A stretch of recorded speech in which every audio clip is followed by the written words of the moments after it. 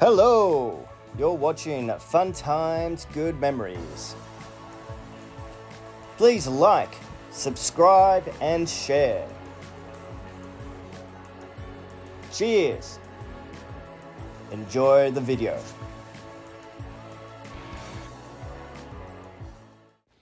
Hey guys, so today I'm doing a review, or a very in-depth review of the Toyota Prado. I used to have it. I don't have the Prado anymore. However, I wanted to do a very good in-depth review of the Toyota Land Cruiser Prado. And so this is it. It's I've got here eventually. It's taking me years. But I wanted to really tell you what the car was like. It's not. It's a Toyota, so it's reliable. However, it's not as reliable as I was hoping it to be. Don't get me wrong, 99% of the time it worked, and electronics, 99% of the time worked. The diffs or the mechanicals, 99% of the time worked. But there were occasions that it didn't do as planned. Anyway, because for the first year, pretty much, it didn't have any off-road gear on it, and then after the first year, I put on the Bullbar, the winch, the lights, the Snorkel that you can see there, the base rack. I also put all-terrain tires on. The tow bar came with the car, so that was always there. I have drawers in the back, and I've also got a cargo barrier. Pretty much the interior, it's standard. There's nothing else other than what you can see in this video.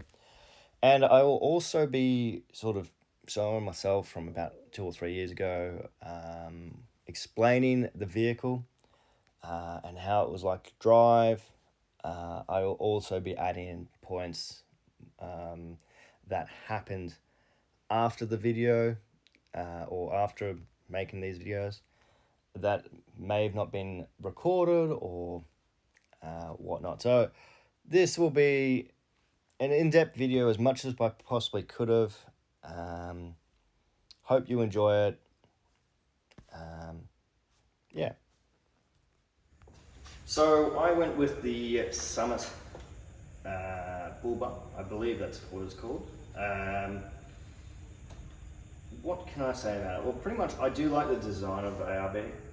There are definitely other brands out there you can choose.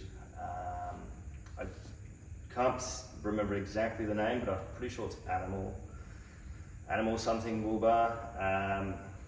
I think they're more aggressive, those Bullbars. They come up a lot more here, so they show off the tires a lot more, where the ARB Bullbar really is a very conservative look, if you really want to call it that. I personally went with ARB because I know there is good quality in it. But talking about that, I mean, ARB are a fantastic brand, but fitting items may not be their specialty. However, if you go to your own mechanic, once they've fitted everything, and ask them to just make sure everything's tight, in the sense of bolts and whatnot, then you will have a great brand and a great setup. Now, I just want to let you know, I'm not sponsored by ARB, and I will be explaining to you that there are different items out there for different things. Personally, for me, I went with ARB because I do like their product. They do have a fantastic product, and that's why I went with it. Plus, I sort of went in and just said, I want this, this, this, and this. And they're like, oh yeah, we have this for this, and then this is what we went with. Now, so let's go with the Bullbar itself. The Bullbar has a fog light down here on both sides. Then they have an indicator over here, and I believe a park light as well. Obviously that's on both sides, so you've got a park light, an indicator, and a fog. You've got pretty much a grill mesh down here, which does allow you to open up on both sides. This side is for doing the winch, unlocking it and locking it, and possibly on different model winches, this door would actually do something. Maybe it was even just to put the camera in. I'm not really entirely sure what this door is.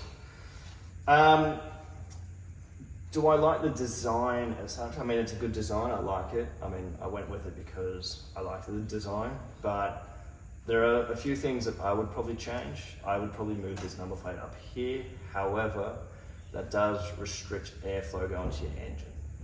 So, in all honesty, it's probably the best bit for your number plate. The only reason I don't particularly like with a number plate is because it's not too bad on this one, but when I had my Japan's number plate, it would actually buckle every time I went over something. So I actually changed it because of that reason.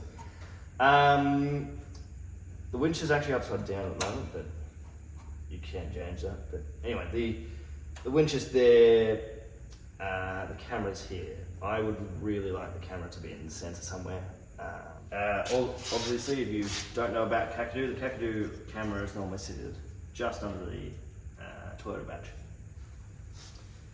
But obviously for custom reasons, I put an ARB bar in, that's where the camera sits now. So let's go to the lights. I went with the ARB Intensity V2 light bar.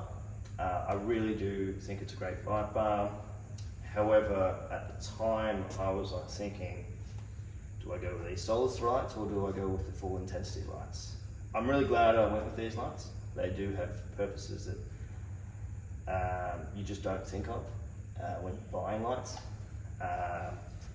Well, put it this way, I didn't really think of them. And in all honesty, I was actually going to be, I thought when I did think of it, oh, maybe I should go with these. I was thinking of the city lights, which have the same setup where they go up and down in the sense of light volume, in a sense. But they can be really bright or they can be really low in brightness. Anyway, so went with this light bar, great light bar. There's really no faults other than the fact that it doesn't actually spread that well. So if you're really wanting a spread light bar, I probably wouldn't recommend this one. However, if you wanted only a light bar, it would probably be one of the best light bars you can go for, just because it's got such a great straight band that powers for far distance. You can see in the night. It's pretty much daylight driving with this on, and more daylight with both of them on. With the solid lights, I went with these. In all honesty, I actually went with them because of cost. The intensity intensity spotties are about $1,000 each, and I was like, that's ridiculous. And so I went with the Solus lights because they were only $750 or something like that for the pair, and that's installation as well. So installing the setup. So I went with the Solus lights, and look, in all honesty, they've been great.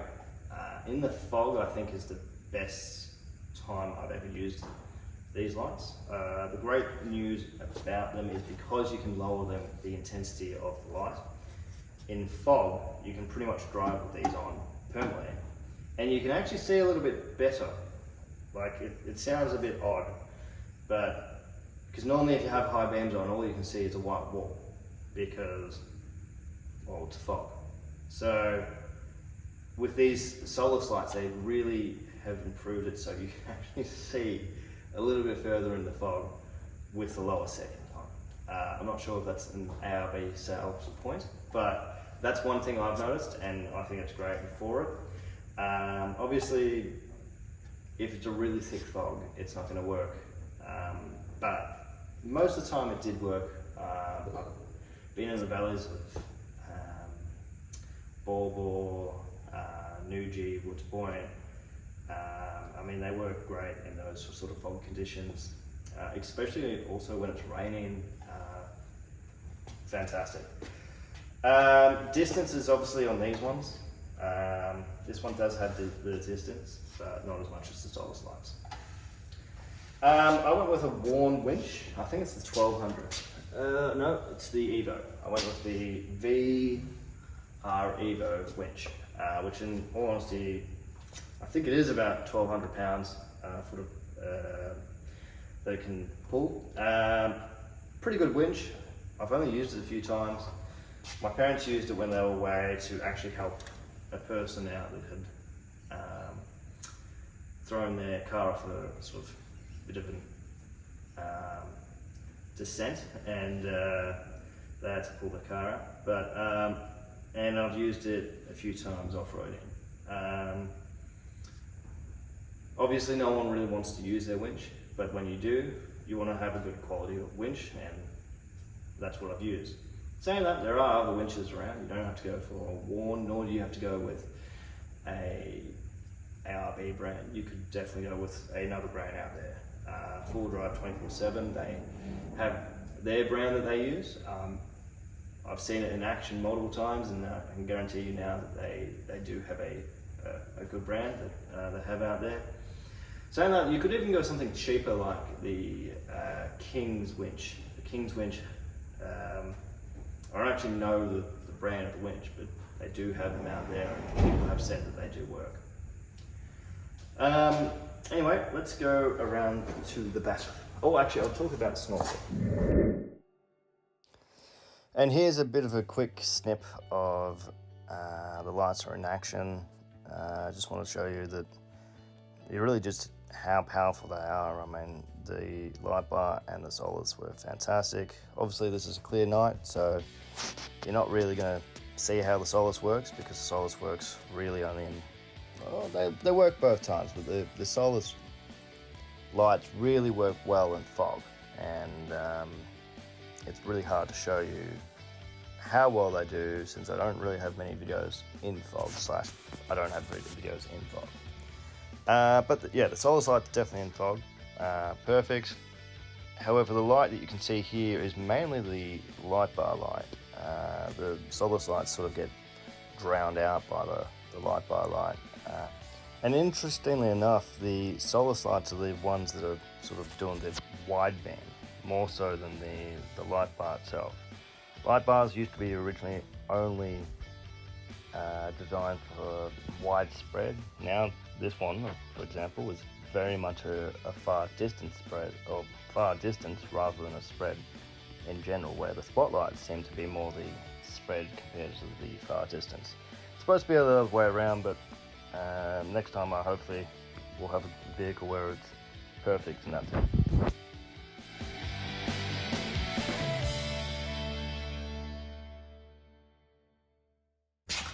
So the Snorkel, really I have no downfolds to it, nor do I have any upfolds to it. I mean, it's worked.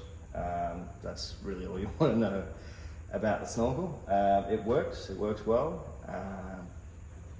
No complaints here.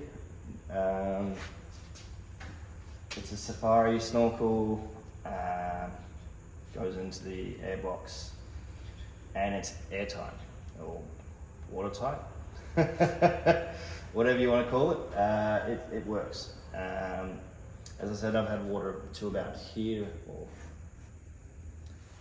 put it this way, the water was about here, well, sort of, you probably couldn't see that, so to about here, but when you push the water up, it actually goes over the bottom. So it did go all the way up to about here. And look, it works well. Let's go to the base rack.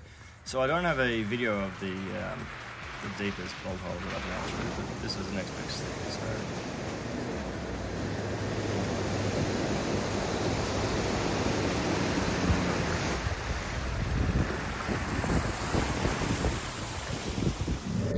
I'm just going to show you from hand point, but that's my base rack there.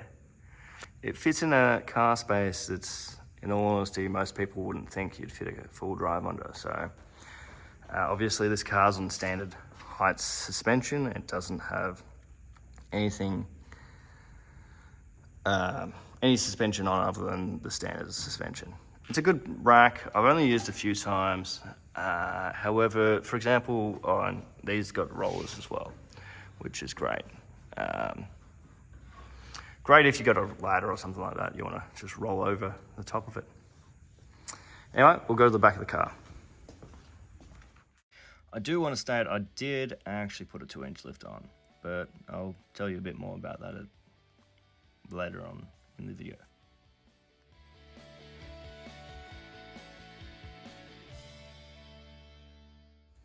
So for me, I took the tyre cover off. Main reason is because I wanted to be able to see a little bit better on the camera, mainly to see it sober. Still got the main, or the 18-inch rims. Quite glad I got these rather than the 19-inch rims. And I got the all-terrain tyres that are from BFG Goodrich. They're KO2s. And yeah, they're an all-terrain, so they're a good solid tyre. If you want to see, I can show you. It is a Kakadu, because the only way to see the difference on this car, here you go, that's the fuel cap if anyone wants to know. Not many people actually show that one off.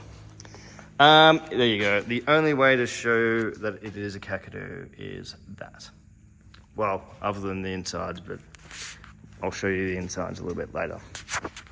So anyway, that's the Kakadu badge. The inside of the car, pretty much easy. You open it up. I've actually got a few things inside here, so I use this as a work vehicle. I went out with ARB drawers. Again, everything's ARB in this vehicle other than anything that you can't get ARB. I went with a cargo barrier, pretty much what ARB had. It's a half cargo barrier because I've got the drawers in here, so you don't need a full bar cargo barrier in here. Great for if you store anything like I do. Like I've got cones, I've got hoses, first aid kits, multiple tool kits. I actually got my PowerPoint down here, and I do actually have it connected. I've got I'll show you actually. Got a PowerPoint down here. Let me just open it up. A lot easier with two hands than one. There you go, you got your power lead down there, which is connected. Well, actually, no, I disconnect them when I'm not using them.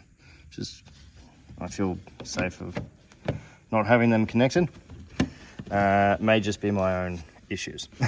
But I do actually think it's better if you don't have it connected when you're not using the items. In here, there's actually nothing. I used to just store rags in here, but I just removed them. At least you can sort of see how it's set up through there. Anyway, then you got your ARB things. It's pretty sad that the sticker couldn't stay on, but it is what it is. Stickers don't really matter. This is my drawer. Great drawer. It fits a fair bit in it. All the way down to, keeps going. All the way back down to about where my hand is now. So it does fit a fair bit in it. Sorry guys, getting my hand out. So they're pretty big drawers. I think that's the major thing or the major reason I went with ARB is because the drawers are so big and you can fit so much in them. Like I got a fire extinguisher down here, saying that if there was ever a fire, it would be a fun job trying to get to it. But if you're off-road, it's good to throw fire extinguisher somewhere else. Hammer, multiple hammers. I use it for work, so yeah, good place to put your tow bar if you've got something heavy duty. It's pretty much the back of the vehicle. I'll show you. I also want to state that door handle switch, if you have anything up against it, if it's overloaded the car or whatever, you can end up making it so the door doesn't unlock. So that's just one thing you want to keep in mind. Do the front now. Oh, as I say, I got a fair bit of work gear in here. I do have a few videos of the car inside, and I'll show you eventually of the vehicle inside. Here's the inside of the vehicle. As you can see, you've got the aircon there. It's a split system, so it will be different from the front to the back, and also you've got the DVD player there as well.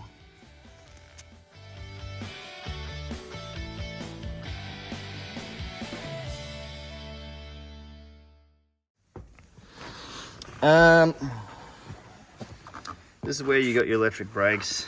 Red arc is what I've used.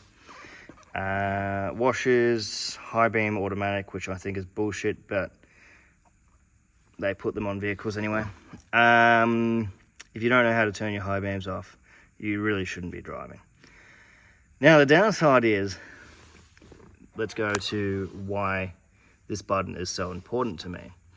This button is so important to me because so my lights, going back to ARB's quality of products, they're great products. However, if you install them, sometimes the fuses go, sometimes anything goes. Anyway, long story short, when I got them fixed, because the fuse blew, somehow, gotta love auto electricians or just electronics in general, but pretty much normally you'd turn this on and you turn this bit on and then you just put your high beams on. As long, and I should say this, as long as you turn your lights fully on, you can't actually have it on auto. You have to have it on, if you can see that there, you have to have it on full lights or the light bars, and high beams won't work. So that's it there, and that's the light bar there. And if I put the high beams on, maybe it won't turn on because, I know why it won't turn on. The reason it won't turn on is because, as I said before, when you get something fixed, you would think that if you put all the wires back in the same bloody place, it should work. However, for some reason now, you have to have hang on, it's still not working. I would suggest it's because you have to have the car on you. There we are. So you've got to have the car in ignition mode or running for it to work.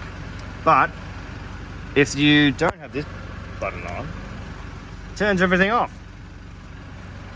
But get this right. So I'll just turn this car off again. Get this right. So the lights, right? The high beams won't turn off if the car feels that it's beeping. Gotta love the Toyota's beeping abilities. Yeah. So if you turn the like this on, it doesn't actually mean that your high beams turn off. It just means your standard high beams turn off. Anyway, auto electricians, it's a weird odd thing. It's they don't quite understand what went wrong with it, nor do my mechanics. So if auto electrician's not going to know, I guess mechanics are not going to know. Anyway, long story short, that's the only downside I've had with my lights, other than the fact that the fuses went on them when I was in the middle of absolutely nowhere. So all I had was my standard lights, which isn't a bad thing. At least I had my lights. Anyway, I'll turn these off because I don't need them anymore. If anyone wants to know, that's the button for the DPF. Anyway. Then you've got your view. I've got a video somewhere and I'll show.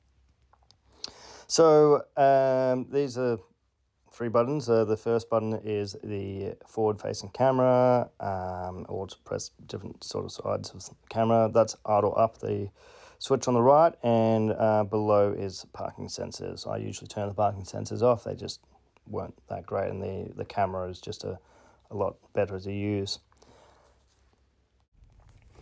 So here's the front, or the rear camera, and the two side cameras. As you can see, the rear camera is not too bad. The two side ones, they can become quite dirty, especially off-road. And so it's very hard to see. So the side cameras I sort of find is useless. It's better just to have a really good judgment, and you're much better off there. The rear camera is good because I think at times you just can't see out the back. And especially in this Prado, I had pretty much 5% on the rear window, and so it was really hard to see out the back, especially at night. So the rear camera is fantastic at that, as long as it doesn't get dirty. And, well, it's a rear camera, so it gets dirty all the time. Here's the front camera. As you can see, it's a little bit to the right, but not too bad. I also wanted to show you just the full sort of large picture of the reverse camera. You don't have to have this in this mode. It's really just the off-road mode that you can see here. As you can see the angles and whatnot, which I think is useless. But that's the large camera angle, and you can change that quite easily when you're reversing in off-road mode. But on-road mode, it's usually just a large camera, as I showed you before. That's the front camera there. That's what I mean by you just can't see as much on your left-hand side as you can see on your right, because, well, it's sitting a little bit to your right. Let me just go out of, actually before I go out of off-road. So you got your MTS modes. Now your MTS modes come up here in the steering wheel.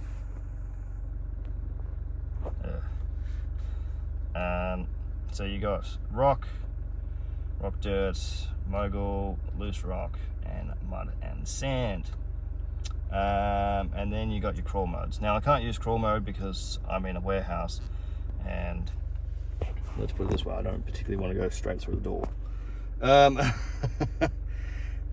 I'm going to take it out of low range. And then there you go. You can see, which again is a really odd thing that this happens, but sometimes when you're parked or you're in neutral, whatever, it's like that. Anyway, so you can go here. That's the large mode there. That's the side modes there. There, I'm pretty sure. There we are. No. How maybe it's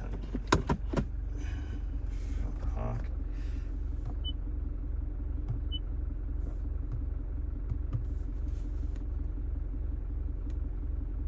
There are other cameras, I swear, than just this. But anyway, maybe you go on reverse.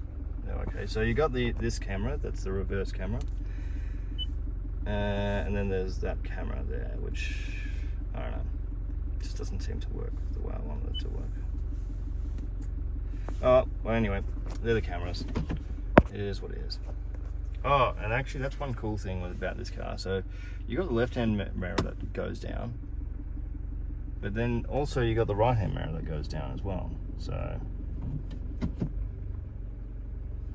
I haven't set it to very much, but you can actually set the right-hand mirror to be fully down when you're looking.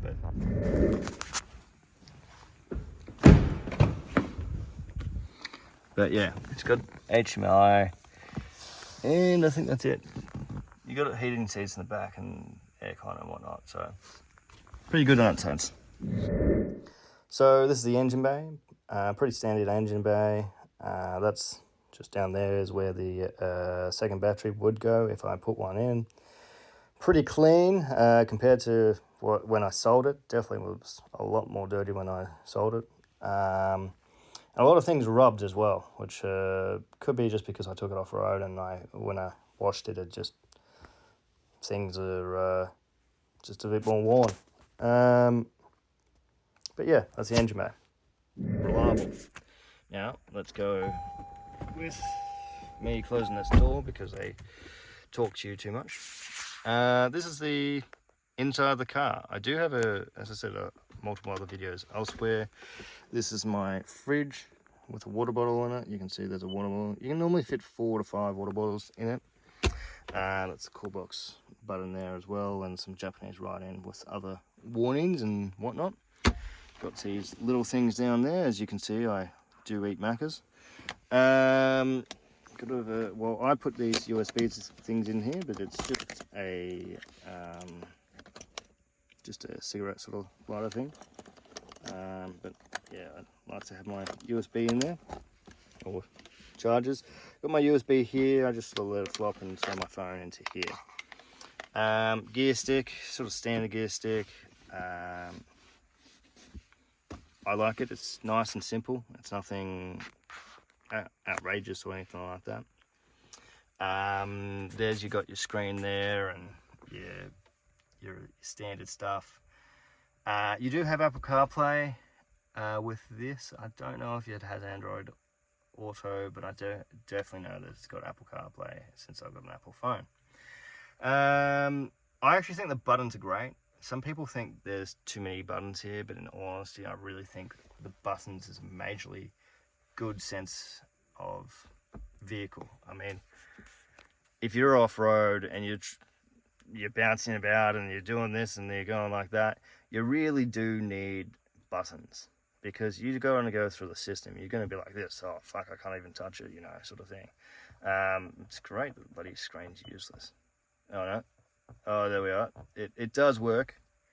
It's slow, but it's not too bad, but it's not great. It is much better if you just have Apple CarPlay. Obviously, it does have a radio. You go into radio there. You got your standard stuff. It's not fancy. You got your water bottle here. It fits in there easy. You've got a standard water bottle, that is. Fits there easy. There's 2 slots there down in the door panels, and a little bit of like space to throw chewy and stuff like that. Now this is the bit where I guess is the only other bit that you can tell that this is a Kakadu, other than the beautiful sunroof here that I've used twice. Maybe a bit more than that. And this DVD player. Again, only on the internals can you really tell this is a Kakadu. But anyway, long story short, you got all this off-road gear here. Now, I believe the VX has, I think even the GXL has the center and rear diff. Anyway, pretty much the only difference I think in this car and, well, the new VX is different, but when this came out, pretty sure VX didn't have crawl mode, MTS, and I have a slight feeling the rear diff, but I think the rear diff was actually still part of it. Anyway, what I like to call the crawl mode, which is what I like to call cruise or off-road cruise control, because that's pretty much what it is. And the fridge is about the only other thing that's a Kakadu thing when this came out. Other than that, it's leather. It's got heated cooling seats at the front, and at the rear it doesn't have heating and cooling seats. You got the manual mode, or not the manual modes, the car modes, which do actually help a lot. The main difference between, I guess, the GX, GXL, and even the VX compared to the Kakadu is the Kakadu actually has KDSS, which really does improve how the vehicle drives and the overall ability of the vehicle. However, it does come short with off-road ability. The KDSS was an electric system and was not a mechanical system, which in turn did make it not perform as well off-road as it possibly could have. It may sound strange saying that, since the reason the Kakadu has all the off-road gear is so it can go off-road in greater standards, but that in turn it didn't actually help it, because you couldn't lift the vehicle, you couldn't do multiple other things with the vehicle because of the KDSS. I'll tell a little bit more about that in the rest of the video. So here's the thing, with crawl mode and MTS mode. Crawl mode can be good, and I have stated that it's good. However, realistically speaking, if you know much about full driving or a huge, do a lot of full driving, you're not going to use it. You the situation where you would potentially use it, you got to be so far in a situation that you're so stuck that no one can help you, nothing could help you, and so you rely on that situation. I've had more times where the crawl mode and MTS mode has made it worse than better. So yeah, for an experienced off-roader, they're sort of useless, these sort of modes. However, for a person that is new to full driving, or most of the time they're just touring around and they've taken the caravan off and they've gone off-road for a little squiz off-road, it's good for them. I mean, the crawl mode, or what I call cruise control off-road, fantastic. Really good for those sort of people, for people that are, yeah, as I said, touring the country and not really going for those extreme off-road tracks. And MTS mode, I guess it's a bit like a throttle controller on your car. It really just helps you out in those situations that whatnot. I never really actually found out exactly how it performed because I never really used it. I sort of just used my foot and used the diff locks when needed and change the gears to either first gear or second gear. I'd never really used the full MTS mode. So again, probably the reason why I wouldn't buy a Kakadu again if I was to go out and buy a new one or a second-hand one. I'd probably go for the VX just because of the because I don't need all those sort of extras, but also because I want to be able to lift my vehicle, and the Kakadu, you can lift it, but you can't, and I'll explain that a little bit later.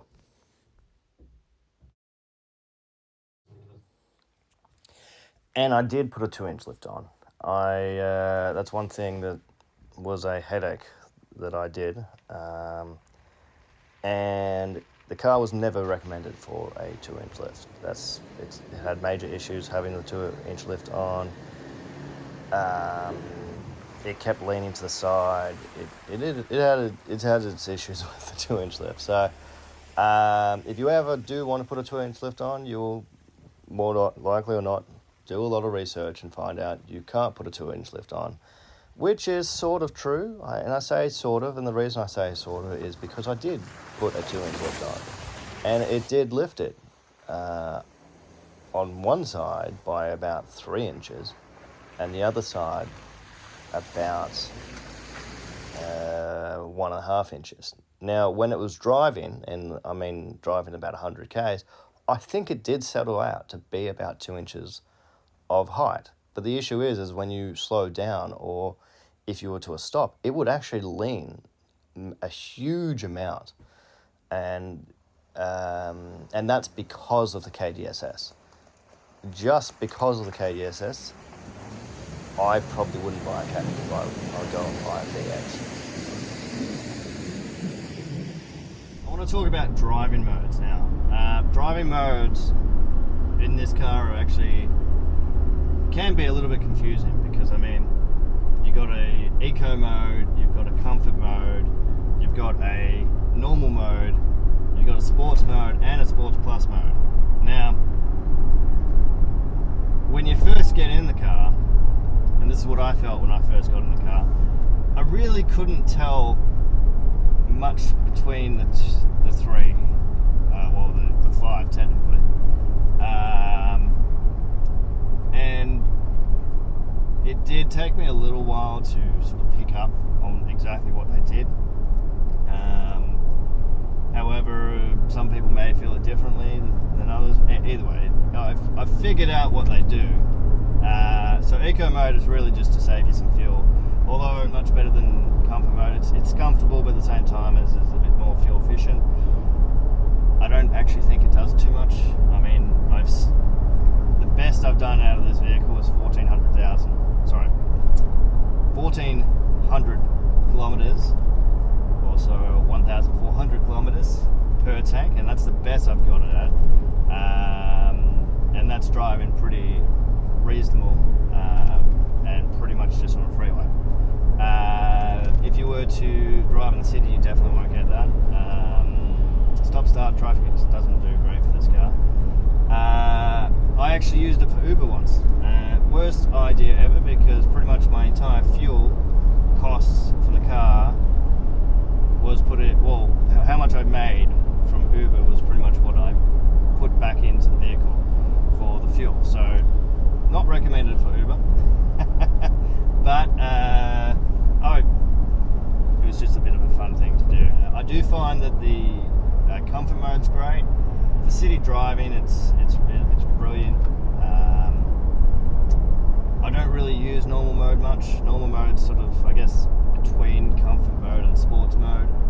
I believe a lot of, if you read on a lot of forums and whatnot, they do state that normal mode's great for towing and whatnot. However, I actually have found that sports mode or sports plus mode is a hell of a lot better for towing than the normal mode is. But that's just my opinion.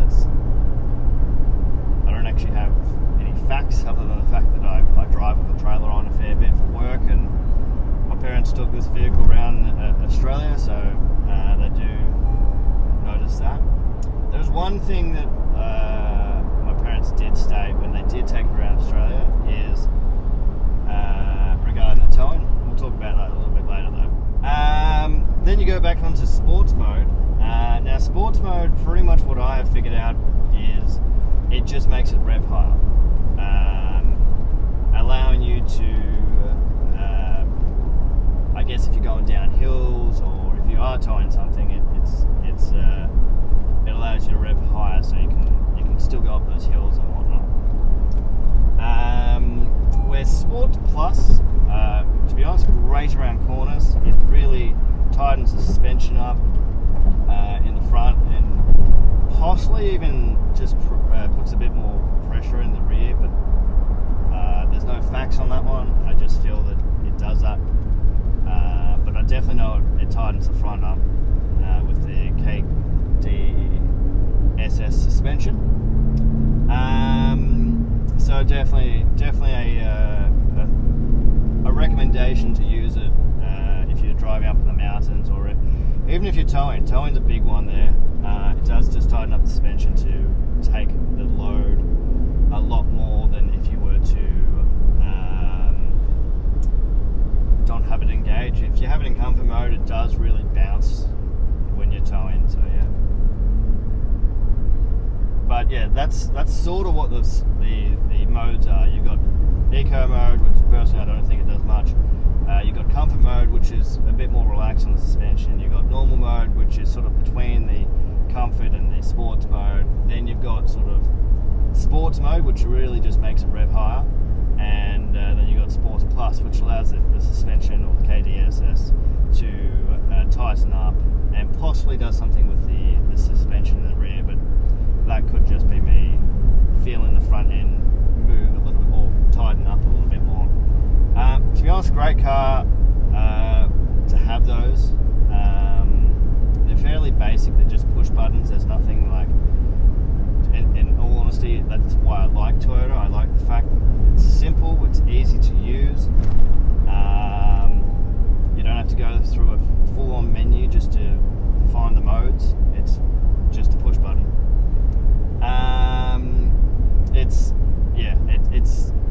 It's great in that sense. Anyway, that's the modes.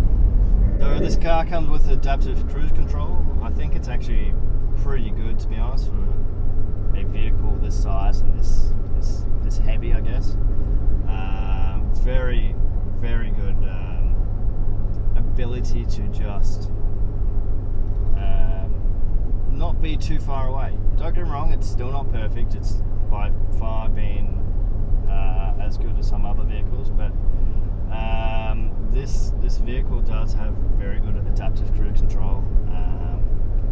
I mean, I can start talking to you, not that I have it engaged at the moment, I can start talking to you, the camera, and pretty much just, as long as I stay in my lane, it will just let me drive behind a car at the speed that I have set it at. But look, I do actually like it. You do at some times have to accelerate just to not have such a gap, but that's even at the closest distance. But it's very rarely. It's great in the country because of the days no one's going to want to push in front of you, and that's the only reason you do need to accelerate sometimes to have less of that gap. But the good thing is once you stop accelerating, it brakes for you and allows you to keep driving. So what is it like to drive? Well, I like it. I love it, to be honest. I loved it. It was a fantastic vehicle to drive. Look, it's by no means a full-on sports car, nor is it a full-on off-road vehicle. It was really just in that middle bit. If you're going touring anywhere sort of in Australia, this car was perfect for that. Again, it couldn't take the 3.5 tons like the Land Cruiser could, but you don't need 3.5 tons. It's just either yourself or just a couple going, like my parents. It really is just a nice vehicle to take wherever you're taking it. Now, for hardcore off-roading as such, there was a lot of issues. And why I say there's a lot of issues is because there's a lot of electronics, you have a lot of electronic issues. Like there was a lot of, Christmas trees at times because you go through water and the Christmas tree goes up or gets flooded or something like that. The next one would be the fact it's too low, and so that's why I tried to put a 2-inch lift on. Again, it had issues in that sense, but in general, it's a good car off-road and a good car on-road, just as long as you're not taking them both to the extremes. You're not trying to race around corners in the city or up in the mountains, and you're not trying to race it or sort of, do extreme off-roading. Saying that, it can do both. It just doesn't do them as well as, say, a completely designed off-road vehicle or a completely designed on-road vehicle. However, it is a pretty good crossover. Obviously, more designed to tour rather than anything else. All in all, I enjoyed the driving experience. And it was comfortable when I needed to be, and it was really actually quite comfortable off-road. Yeah, I enjoyed it. It had almost a magical feeling, I guess, to it, but I think it's because I had it for 5 years and I got used to the feeling. While if you're reviewing it 100 different cars every year and you're driving 100 different cars every year, you'd probably see it not as good a feeling. However, if you're coming from an old vehicle, I can guarantee you it doesn't matter which vehicle you go, they're going to feel more comfortable than something that's 10 or 20 years older than this vehicle. So let's talk about towing. Look, the heaviest thing this car's towed is the caravan. I think it was a 21 foot. I could be wrong on that one, but I'm pretty sure it was 21 foot.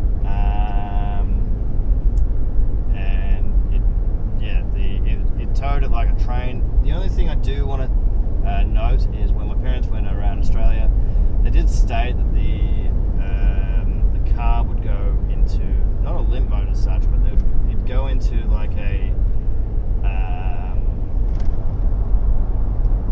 wouldn't allow you to use cruise control, almost like an engine light going on or something like that, which in turn meant that they'd have to have it off cruise control permanently, which sort of sucks because who wants a car that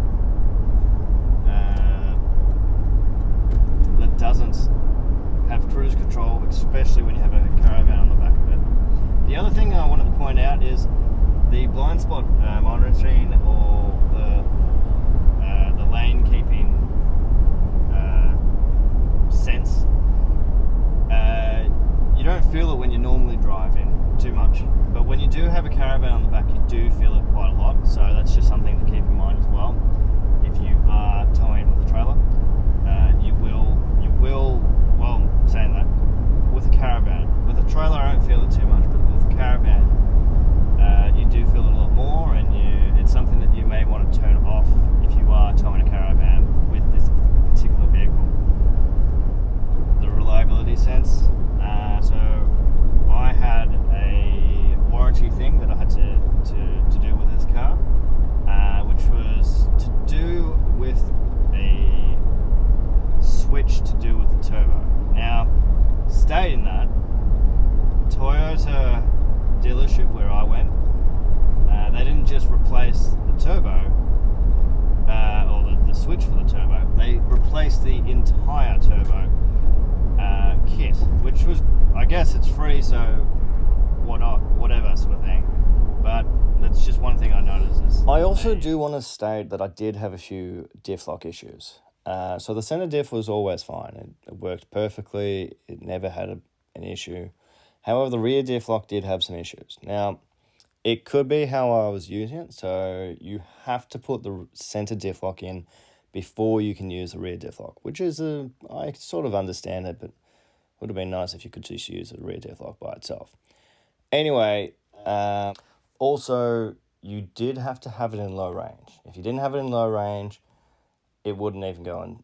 The center one would go in high range, but the rear one would not go in unless you had it in low range, center diff lock on, and then you could put in the rear diff lock on.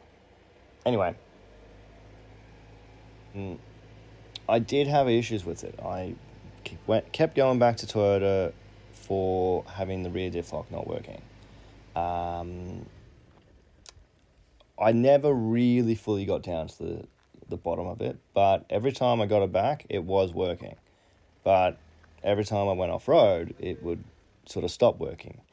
And then at the very end of it, or before I ended up selling the vehicle, it did actually work, and it worked quite well for, I don't know, 4 or 5 times until I actually sold the vehicle. So I don't know if Toyota ended up fixing something or what. They never told me. They just said that